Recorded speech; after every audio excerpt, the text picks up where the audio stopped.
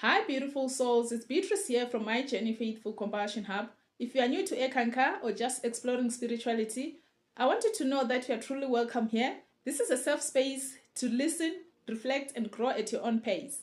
I'm not here to convert anyone. I'm simply sharing my own heart and journey, hoping it brings some light to yours. And remember, it's okay to take your time, keep your heart open, and trust your journey. I came across a message from Harold Klemp that touched me so deeply. It's from 2005 ECK Spiritual Seminar. Under the spread of the Holy Spirit's wings, that title alone gave me chills in a good way. It made me reflect on how much protection, healing, and love we receive even when we don't recognize it. Well, welcome everyone. I'd like to welcome you to the 2005 ECK Spiritual Skills Seminar right here in Minneapolis. And you've come to a good time of the year. It's spring.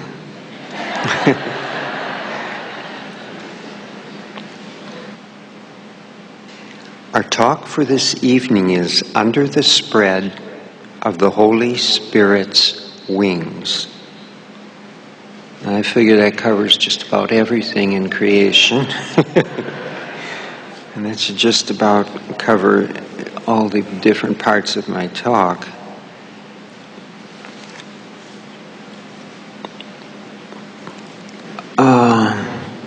There is many different forms of healing, probably as there are people, because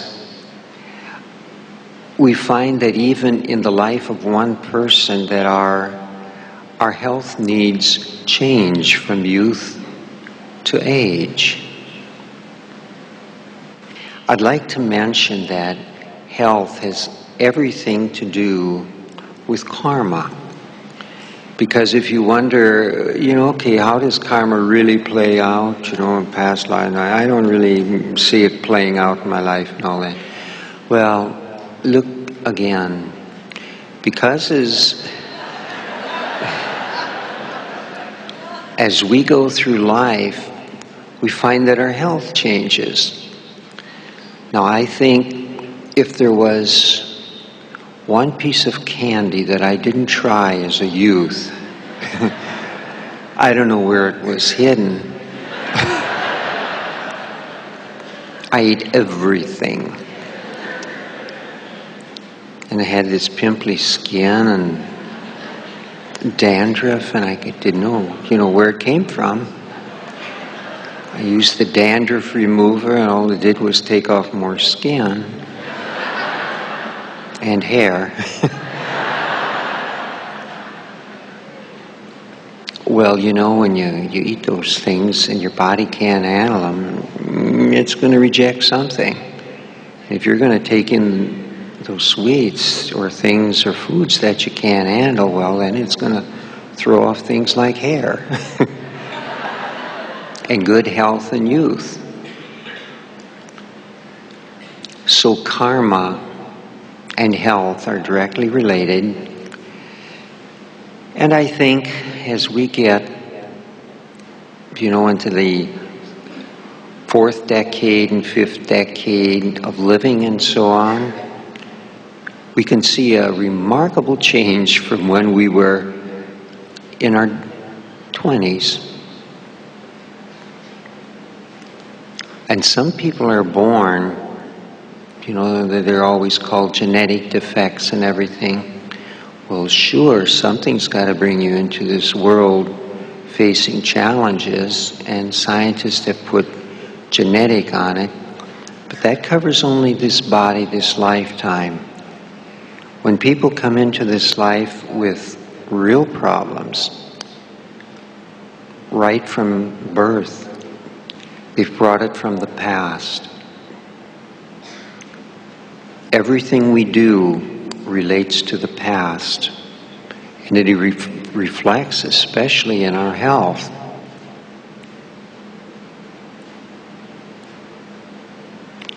So I don't advise people to eat this or that, because some people's insides work better than other people's. My mother's into her 90s, and I think she still has her beer a day, and she likes candy, but she doesn't eat just a whole lot, and that's probably her saving grace. I don't know what, but she's doing fine. Because your final judge is your body. It'll tell you if you're doing right or if some system's not working for you, or if some part of some system's not working for you. You'll learn soon enough. Well, then don't do it. Now, I've taken homeopathics, and they were supposed to have their normal healing crisis. Well, they went a little bit farther in healing crisis because I've had those. And then it generally took 5 days to let those things settle out. It was 5 days of rough road. But that's how it is. But above all, listen to your body. Listen to your body. Now, I'm going to mention a few things about karma, but remember too, karma isn't everything. Because neither time nor deeds can measure what love will do. Love is always the trump card. It's the one that determines a lot of things. And it's more powerful than karma.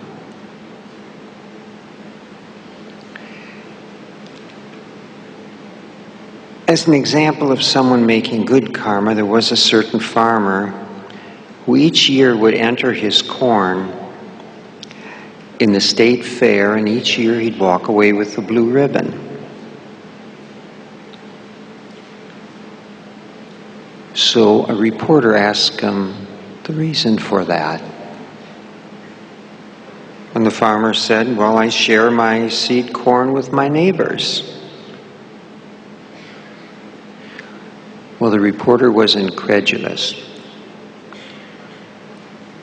What? How can you? They enter the state fair in competition with you. That's so, said the farmer. But did you know that the wind spreads the pollen from field to field? If my neighbors grew an inferior corn, cross-pollination would degrade mine too. So I must help them grow good corn.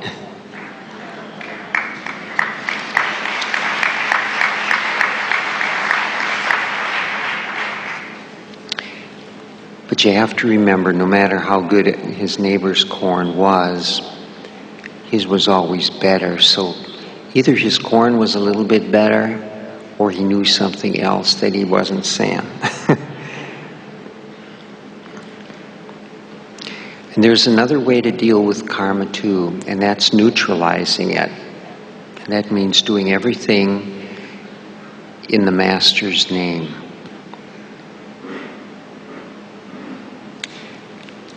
So Tom, we'll call him Tom, all the names in here are going to be fictitious.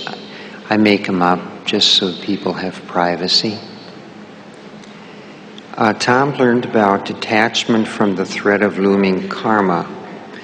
It happened like this. He was on his way to meet his wife for dinner, and on his way he has to stop at a stop sign. And while he's waiting there for the cross traffic to clear so he can safely get across, the driver behind him tries to hurry him, honking the horn, flashing his lights and everything.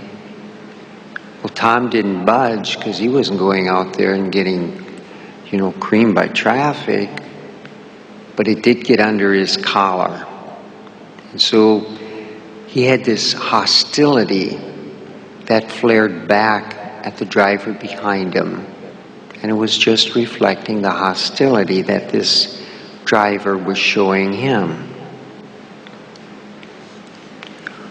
So after dinner, Tom gets in his car. It's only 4 or 5 months old, run perfectly up till now. And it almost didn't start. So he's worried. He says, now why is that? And that was the end of the incident with the other driver.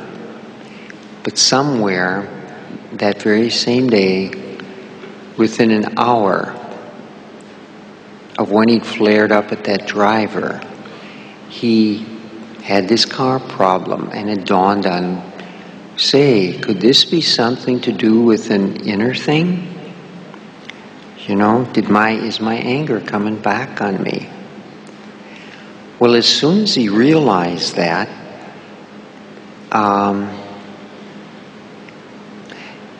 he again neutralized himself and made himself clear and open to the ECK, the Holy Spirit, or the Mahanta, and that's the inner master. So he was causing this himself, and the way to stop it was just the way he had approached it. By putting your attention on the Master and doing all things in the Master's name, you can neutralize karma.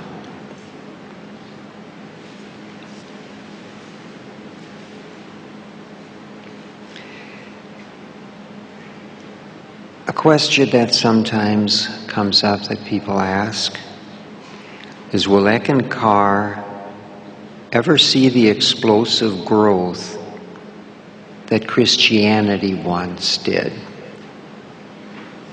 And I'll answer straightforward, no. Now there is very fast growth in different parts of the world, but conditions were much different then. There was one Roman Empire, at least by the time Christianity moved from being outlawed. And then there were many factors that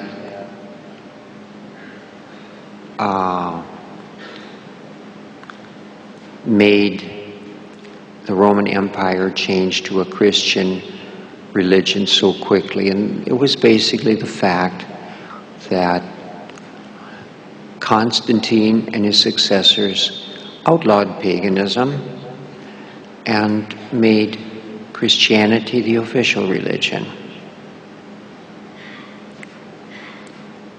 Now I'd like to mention 3 ECK Vahana missionary stories. They fall very nicely under the spread of the Holy Spirit's wings.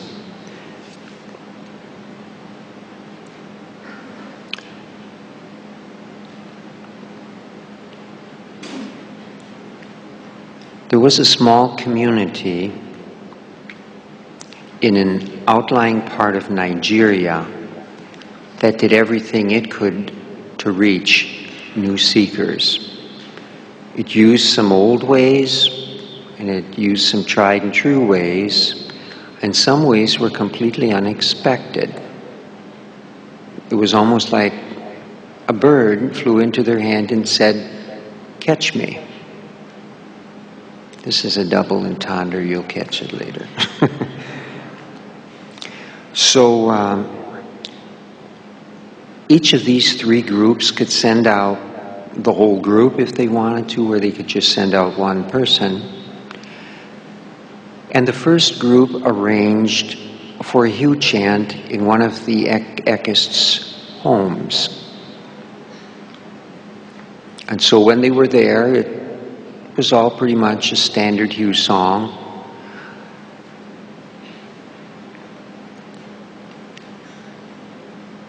And before they got going, an elderly woman set the tone for the Hugh song when she declared, "All true religions are really one.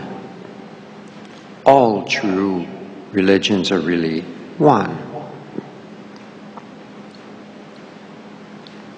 Then in the second case, an Ekist had a whole bunch of Ekankar Wisdom for Today books. And he took some to a group of, or actually there were 4 young men on motorbikes. They were at a taxi stand. They would use their bikes as taxis, and they were just there waiting for fares. So he approached them and began to tell them about Ekankar, and would they like one of these books? Ekankar, Ancient Wisdom for Today. 3 of them seemed very willing to listen, but the 4th one groused.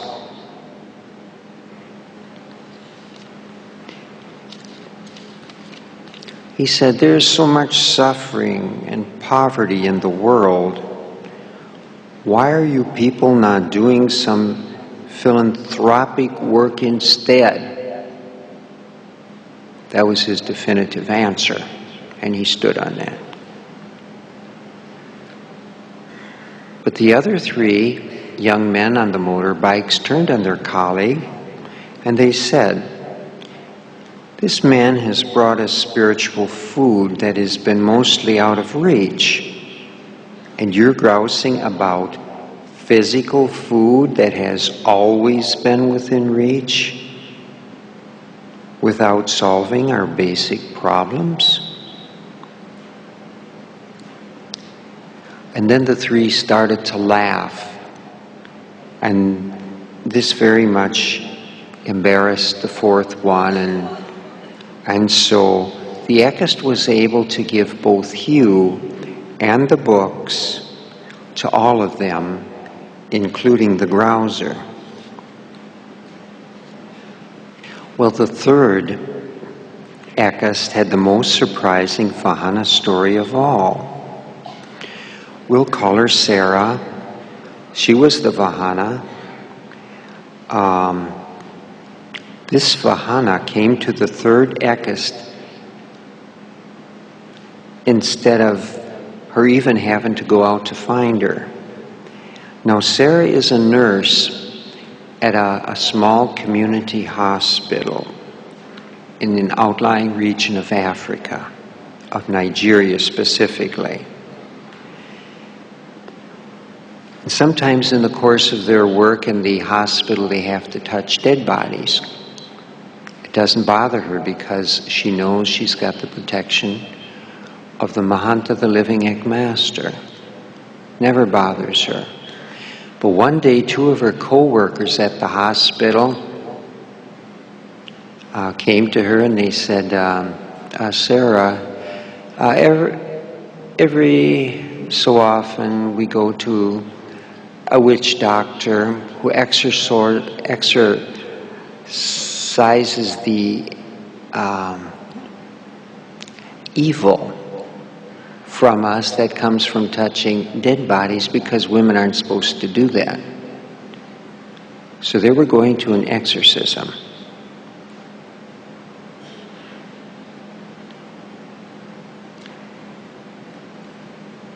And they said, "Sarah, it might be real good if you come with us."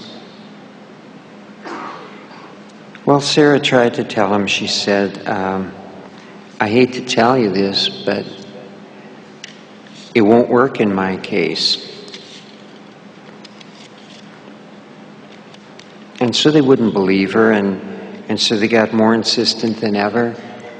And they said, "You better come along." Because when they found out she didn't need their source of protection, why, this was just perfect. What better thing is there to have people real quickly trying to get you to do something when you say, "Well, I don't need it." But then the inner master came to Sarah and said, "Go with them." Sarah thought, well, okay, if that's going to be the best thing to do, I'll sure do it. So she goes with them, and when they get to the witch doctor, The witch doctor is very happy when he sees the 3 hens, because his 2 co-workers had said, oh, and by the way, you better bring a live hen with you. It's part of the ritual. Sarah says, sure, why not? You know, she'll play the whole game. If those are the cards you got to bring, well, she'll bring them. So she brings her hen, and her 2 co-workers each had their hen. And so they go, and when the witch doctor saw the hens, his eyes lit up. Because as soon as the ceremony of purification was over and the women had left, these chickens were going into his cooking pot.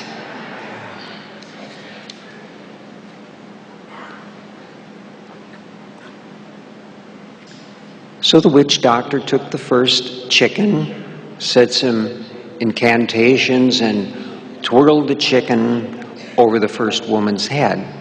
It was her chicken. Whirls it around there. And of course, the chicken is comatose by the time he'd swirled it around like that. So when he lays the hen on the first woman's head, well, the thing lies perfectly still.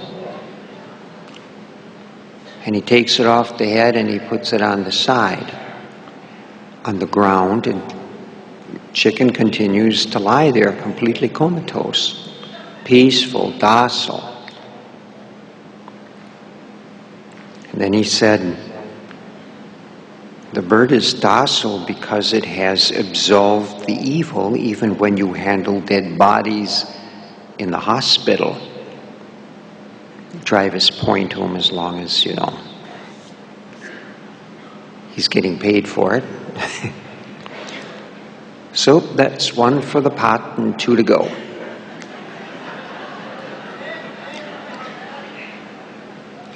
So he took the second hen and he had exactly the same results.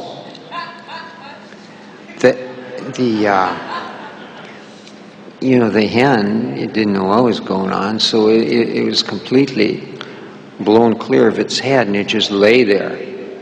It lay on the woman's head, and it lay on the ground. And then the witch doctor was ready for Sarah's hen.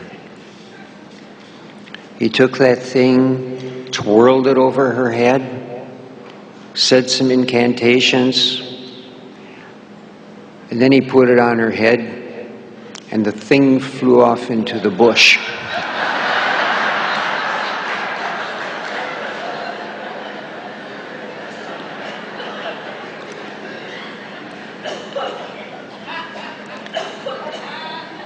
He said, well, this thing has some charm on it. That's why it did that. And he looked around, to make sure that they caught the point. Whatever kind of chicken that Sarah had brought, it was enchanted or something. And, well, better off in the bush than here on the ground, let alone the cooking pot. Well, anyway, he still had 2 chickens. So he reached down on the ground and he picked up one of the still dazed, docile chickens and put it over Sarah's head, and he twirled that thing around really well, laid it on her head, and this darn thing flies off into the bush too.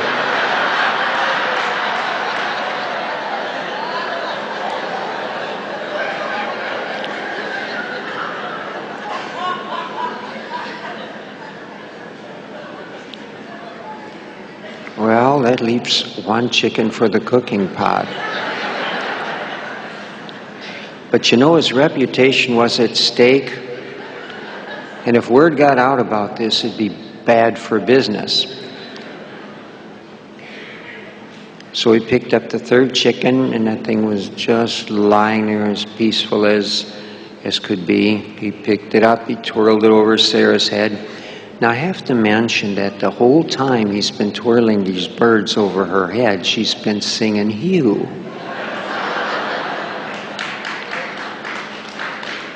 Quietly within herself, and the medicine man had no clue. So he's saying his incantations, he's twirling this hand around her head, and she's going, "You."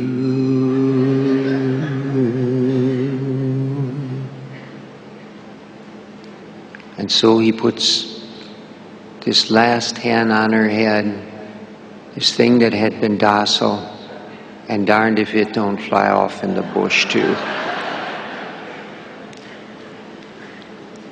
He's completely beside himself. He can hardly see straight.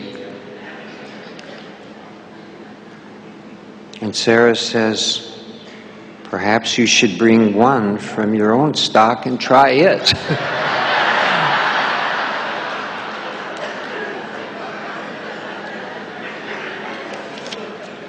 And I guess at that point he became like Popeye. He said, "That's all I can stands no more." And so he, "Get out," he shouted, and he kicked all 3 women out of his hut. So on the way home, the 2 women said they'd never witnessed such a thing before. So they asked Sarah to explain. She said, "I told you I had protection, but you wouldn't listen. I am a member of Eckankar." Now, what I'm speaking of here is the power of love. It's stronger than any black magic, it's stronger than any karma. When Sarah was singing Hugh, she did it with love. She did it with love for the Master, love for God, love for, the Holy Spirit, the ECK. It was sung with love, and it completely overwhelmed the witch doctor's black magic. And so this concludes our talk for this evening. It'll give you plenty of time to visit with each other and have time on your own. May the blessings be. Thank you. One thing that really stood out is how Harold Klemp explained the connection between karma and our health. Sometimes we go through health challenges and wonder, why me? What did I do wrong? But he gently reminds us that some of the things we face are not punishment. They are spiritual lessons even from the past lives. And here is the part I loved most. Love is greater than karma. When I heard that, I just paused and said, wow. Which means no matter what we are going through or what we have done, love, especially divine love, can carry us, can cleanse us, can bring us healing in ways that we don't expect. And that gave me so much peace. He also told a story about a farmer who kept winning awards for the best corn. But guess what? He gave his best seed to his neighbors. Why? Because their crops affects his too. That really reminded me how sharing our light and goodness with others brings back blessings into our own lives. What we give from heart always returns multiplied. Harold Klemp also spoke about neutralizing karma by living in awareness with the Mahanta. The funny but deep story about Tom, who got frustrated with someone and later his car wouldn't move. It made me think, sometimes the things that seem like bad luck are just small wake-up calls to check our attitude and stay centered in love. Then came a part that really made me smile, a story for the Vahana in Nigeria. She visited a witch doctor not to seek help, but to be used as a tool for truth and love. Isn't that beautiful? Sometimes Spirit sends us where we never planned to go, just so someone else would receive light through us. Even the funny chicken story in that part reminded me, the Mahanta works mysteriously and in loving ways. Nothing is ever random. No matter how heavy the karma, how deep the pain, or how confusing life gets, we are always under the loving wings of the Holy Spirit, the Mahanta, and the Master always walks beside us every step of the way. If this touched you like it touched me, please let me know down below the comments which part spoke to your heart. Thank you for being with me. Don't forget to like, share, and subscribe. There's so much more I want to share with you. Until next time, keep walking in love and light.